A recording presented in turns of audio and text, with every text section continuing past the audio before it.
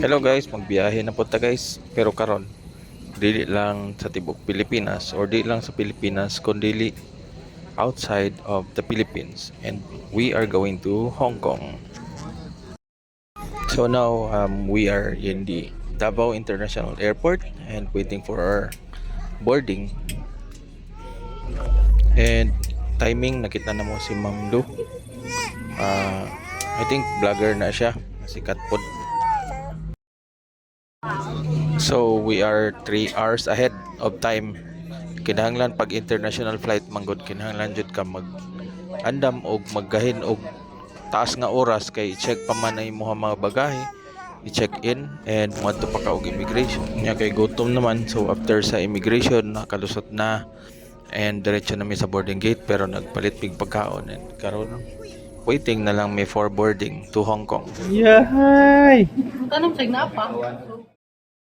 So boarding na and from Davao to Hong Kong is approximately around 3 hours flight. So finally padulong na gid mi sa eroplano and nami sa eroplano guys. So fast forward after 3 hours of flying, we arrived in Hong Kong na guys and we landed safely.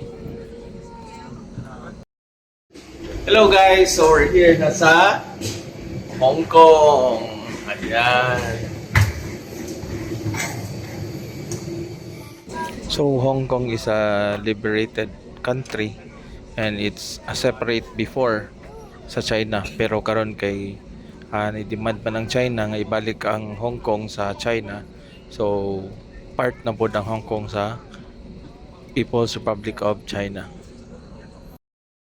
So after a long walk guys, diretso na ta sa airport express or train na siya, going to the city, around 30 to 40 minutes depende sa traffic ug sa imong agi sa kadaghan sa tao.